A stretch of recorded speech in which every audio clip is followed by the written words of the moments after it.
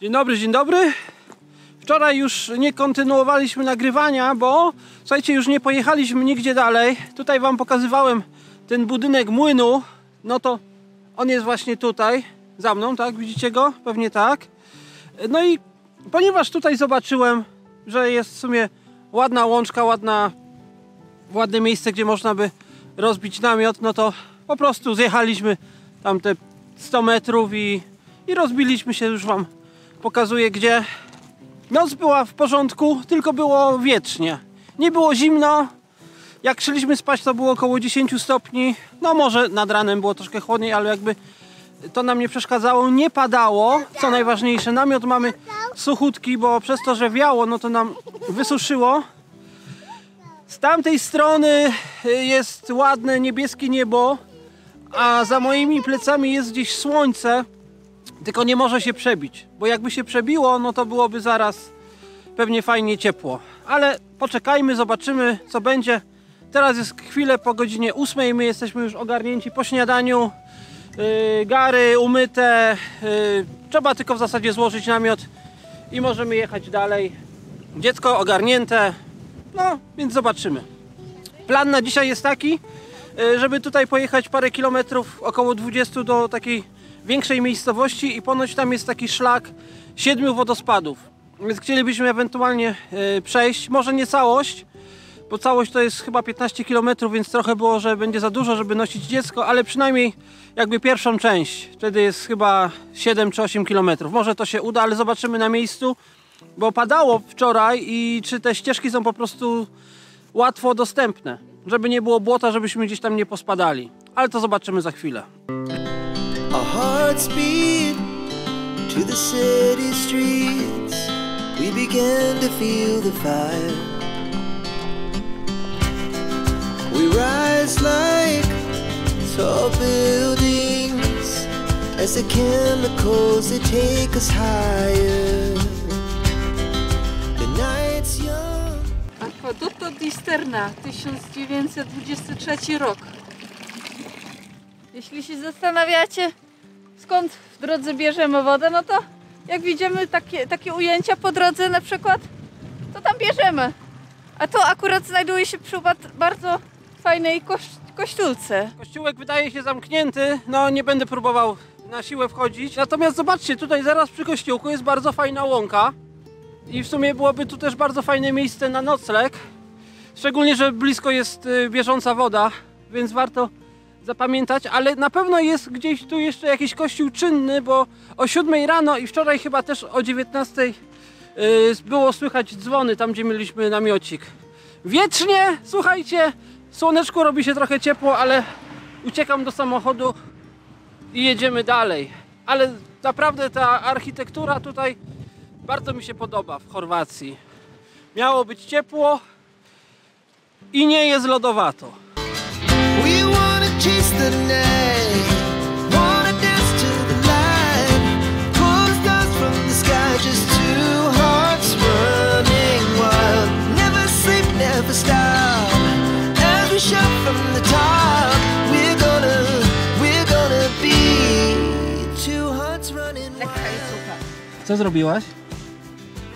Gałąź przesunęłam z drogi, Czemu? żeby samochodu nie uszkodzić. O właśnie, bardzo dobrze. Pojechał DHL i musieliśmy się wyminąć, a to jest taka wąska droga. Po prostu jeszcze ma takie serpentyny. Ja nie wiem dlaczego ja zawsze wybieram najgorsze drogi. Nie no, najgorsze, ja się śmieję, ale no one są ładne, ale są wymagające. To nie ma tak prostej drogi, włączasz 6. bieg i se jedziesz, kaweczka w ręce, dorędę za kolanką, nie, to cały czas kręcimy kierownicą, lewa, prawa, zwalniamy, hamujemy. O i znowu serpentyna. Prawie. Po italiańsku, tak? Jak to się mówi po italiańsku? Serpentyną? Nie, kurwa, zakręt.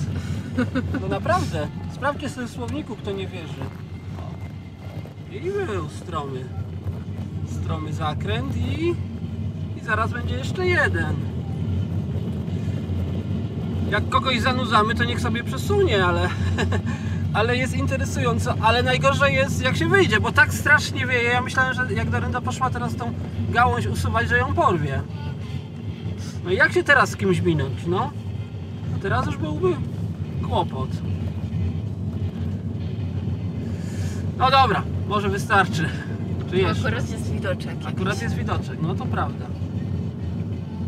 Akurat jest widoczek. O, i akurat jest ostry, kolejny ostry zakręt. O, i samochód. auto.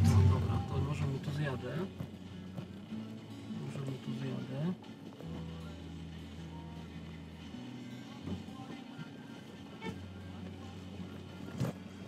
To było chyba trąbnięcie w podzieńce, tak? Raczej nie, że przeszkadzałeś.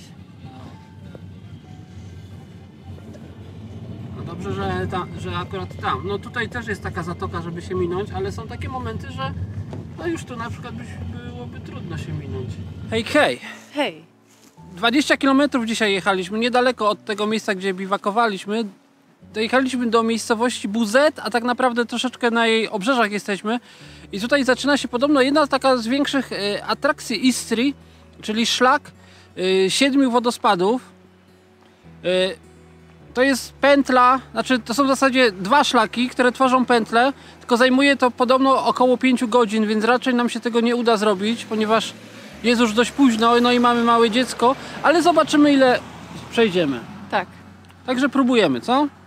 No tu jeszcze zobaczcie, zabrania się biwakować, zabrania się kamperować, no ale... Takie tabliczki są w różnych miejscach. Tak, no bo musicie wiedzieć, że to jest miejsce bardzo turystyczne. My jesteśmy bardzo po sezonie, no i po prostu w tym momencie nie ma tutaj turystów.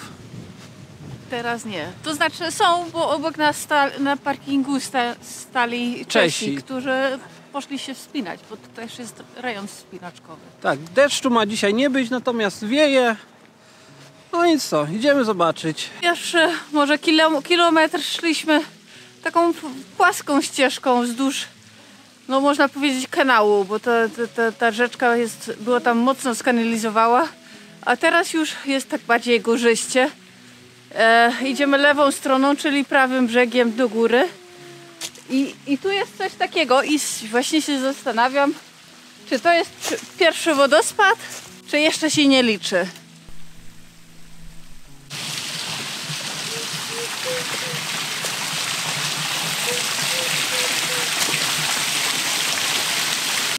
Na górze to wygląda tak. Niezbyt górska rzeczka na razie. Wygląda na stojącą wodę. Never sleep, never stop. Every shot from the top. We're gonna be two hearts running wild.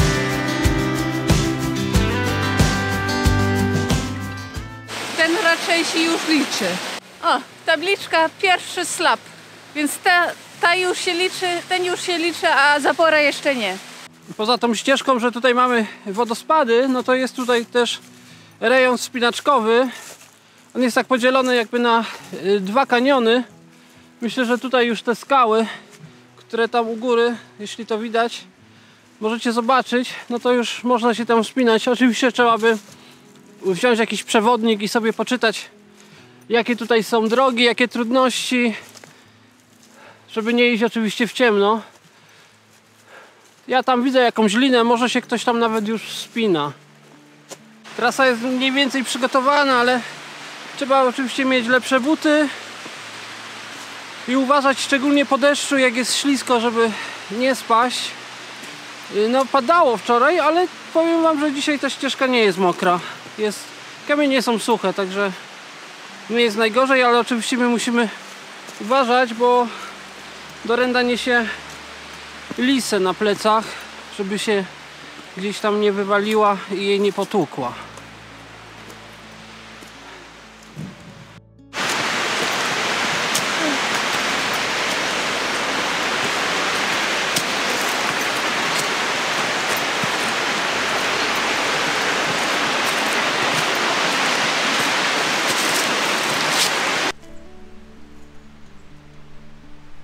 Powiem wam, że ta ściana wygląda na trudną, bo jest w przewieszeniu i są malutkie chwyty. dla bardziej doświadczonych wspinaczy. We rise like tall buildings as the chemicals they take us higher. Słuchajcie, najważniejsza rzecz jest taka, i to jest też dla informacji, jakbyście się tu chcieli wybrać z dziećmi, że te wszystkie najtrudniejsze miejsca są zabezpieczone linami, są zrobione jakieś stopnie, barierki, także oczywiście zachowując ostrożność, dzieci również sobie powinny dać radę tutaj z tym szlakiem.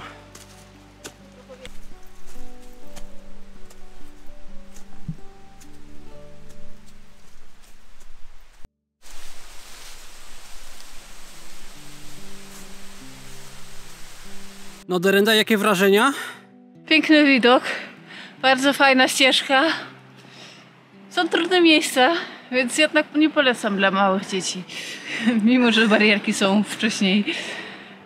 Ale no bardzo fajnie. Dobrze, że tu przyszliśmy. No i pogoda piękna. A jak ci się niesie dziecko na plecach? Nie ciąży ci? Nie ciążę, ale no trochę utrudnia wspinaczkę tutaj po tych takich skałach, bo muszę trochę do przodu się przechylić cały czas, a nie za bardzo tak i nie za bardzo tak się ruszać, żeby jej głowa się nie kiwała.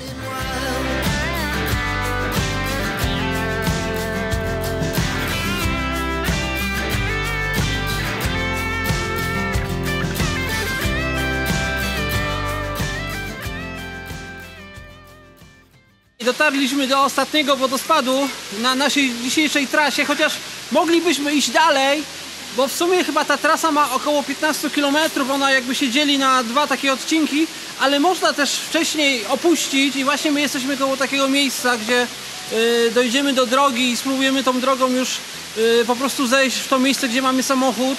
Nie idziemy dalej z tego względu, że już jest godzina 2, o 4:30 robi się ciemno, a my musimy jeszcze dojść do auta, musimy pojechać, znaleźć jakieś miejsce na nocleg i musimy jeszcze zrobić zakupy, no przynajmniej makaron kupić. No i nie jesteśmy też tacy szybcy ze względu na to, że nosimy dziecko, w zasadzie Dorenda nosi, no więc po prostu odpuszczamy dalszy ciąg. Chociaż nie wiem, czy nie zostaniemy gdzieś tu w okolicy i nie przejdziemy się jeszcze jutro tym drugim szlakiem, choć może nie cały, ale chociażby jakąś część. Także zobaczcie sobie, tutaj jest za moimi plecami ostatni wodospad. On nie jest taki duży, ale jest również fajny. No i słuchajcie, idziemy do auta. Także zobaczymy się przy aucie, albo jak będzie coś ciekawego, to po drodze.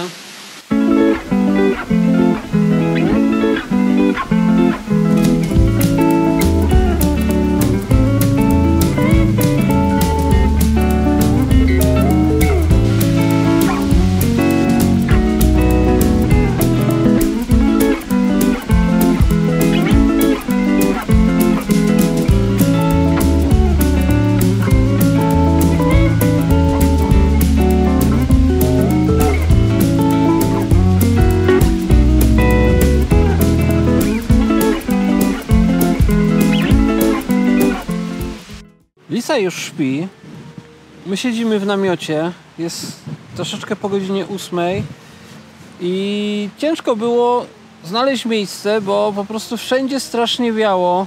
Próbowaliśmy szukać jakiegoś takiego miejsca, żeby było zacienione od wiatru, za jakimiś drzewami, budynkami, ale no trudno było znaleźć, potem się już zrobiło ciemno. No, patrzyliśmy w różnych miejscach, Maciek tam chodził, to tu, to tam, nie, to jechaliśmy dalej, jeszcze patrzył. Były bardzo ładne miejsca, jakby nie wiało, to było masa ładne pole, miejsc. ładna tak. lasa, gdzieś koło kościółku małego, gdzieś tam za wsią. No na prognozie mamy wiatr 35 km na godzinę, to już jest dość sporo. A tu to i tak nie jest dużo w porównaniu z innymi miejscami, gdzie wieje nawet 2 razy mocniej. Tak, dokładnie, więc no w końcu jesteśmy koło cmentarza. No, koło cmentarza i koło brzydkiego garażu i prawie rozpadającego się samochodu.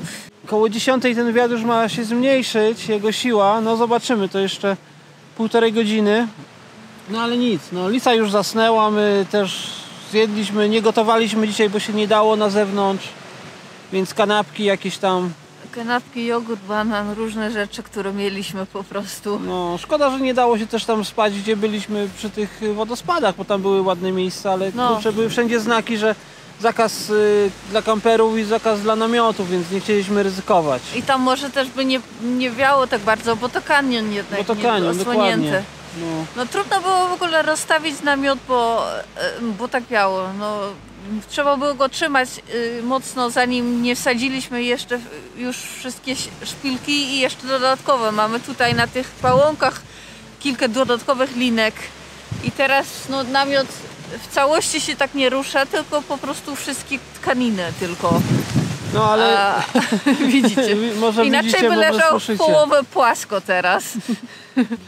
No i jeszcze zaparkowaliśmy auto od tam Zawietrznej, Tak. że trochę nas osłania, ale i tak.